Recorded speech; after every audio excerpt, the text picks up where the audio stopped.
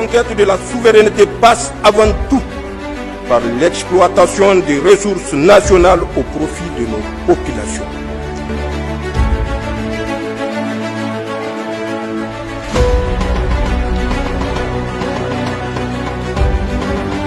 Réunis au Centre international de conférence Mahatma Gandhi de Niamey, autorités administratives, responsables institutionnels et représentants de plusieurs couches socio-professionnelles ont pris part ce vendredi 6 mars 2026 dans la matinée à la cérémonie marquant la journée populaire de mobilisation générale pour la défense de la patrie dans la région de Niamey.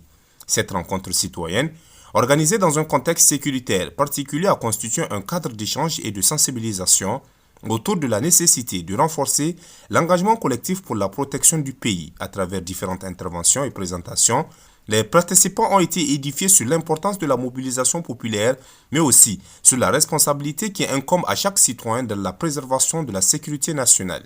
La cérémonie s'est déroulée en présence de plusieurs personnalités, notamment des membres du Conseil national pour la sauvegarde de la patrie, CNSP, dont le ministre d'État, ministre de l'Intérieur, de la Sécurité publique et de l'administration du territoire, le général de division Mohamed Toumba, ainsi que des membres du gouvernement et de nombreux acteurs de la société civile venus de la capitale et de ses environs.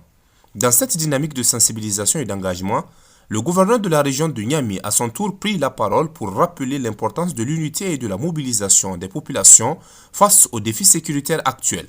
Nos peuples ont pris conscience qu'il est temps de préserver ce qui peut encore l'être. Pour cela, nos choix sont irréversibles. La refondation pour un espace plus sécurisé, plus juste, plus humanisé et plus proche de nos réalités africaines. C'est dans ce contexte qu'en réponse à ces défis sécuritaires, économiques et sociaux que fut décrété par ordonnance numéro 2025-42 du 26 décembre 2025, la mobilisation générale. Un ensemble de mesures destinées à garantir avec efficacité et efficience le passage des forces de défense et de sécurité, les institutions de la République, les autres organes de l'État, des structures socio-professionnelles, ainsi que toutes les composantes de nos communautés nationales de l'État de paix à un autre régime d'organisation, ainsi que l'affectation des ressources humaines, matérielles et financières nationales à la défense de la patrie. Les principales obligations contenues dans cette ordonnance feront certainement l'objet de larges échanges au cours de cette rencontre sous l'égide du CCR. Cette mobilisation est une logique de défense globale qui contribuera à la protection et à la défense de la nation. Il s'agit d'une mesure exceptionnelle qui apportera des réponses aux différentes formes de menaces que nous imposent nos ennemis intérieurs et extérieurs, à savoir le terrorisme importé sponsorisé, des manœuvres subversives et déstabilisatrices, des campagnes d'intoxication mensongère et pernicieuse et des crises hybrides. Cette mobilisation générale est un agencement discrétionnaire de notre souveraineté, de nos choix stratégiques, de nos orientations géopolitiques, résultant de l'expression de notre dignité et de notre indépendance totale.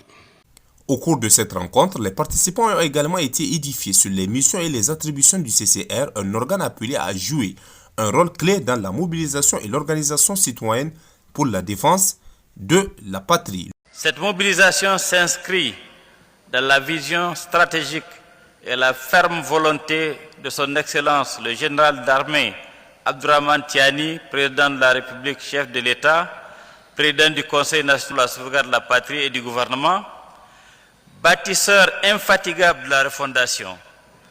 Le général d'armée Abdourahmane Tiani est le promoteur déterminé de la mobilisation générale pour la défense de la patrie.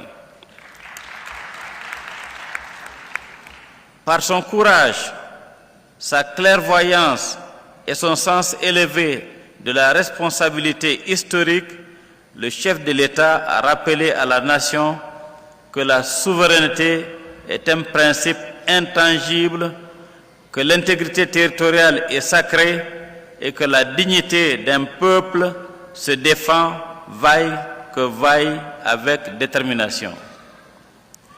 Il a montré la voie, il a tracé le cap, il a appelé chaque Nigérienne et chaque Nigérien à adhérer pleinement à cette dynamique nationale.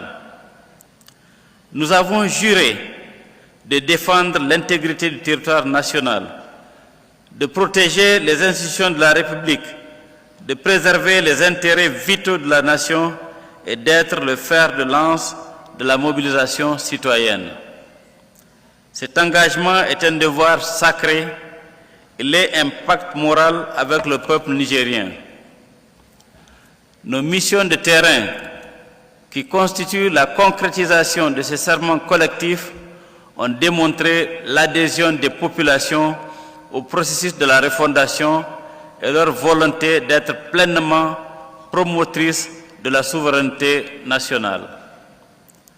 À Niamey, capitale politique de notre pays, l'exemple doit être total et vous l'avez démontré aujourd'hui par cette grande mobilisation. La mobilisation générale n'est pas uniquement militaire, elle est civique, elle est sociale, elle est morale. Elle implique la participation de l'ensemble des forces vives de la nation, autorités administratives, forces de défense et de sécurité, chefs traditionnels, leaders religieux, jeunes, femmes, acteurs économiques, société civile, médias et diaspora. La mobilisation générale est une mesure exceptionnelle prévue par la loi. Elle permet au président de la République d'organiser les pouvoirs publics sur l'ensemble du pays face à des circonstances exceptionnelles et graves. Elle vise à éviter le désordre et à protéger la population. Une seule autorité peut en décider, Son Excellence le Président de la République, après délibération en Conseil des ministres. Par leur forte mobilisation, les participants ont réaffirmé leur volonté de soutenir les autorités dans la préservation de la sécurité nationale et de la défense de la souveraineté du Niger.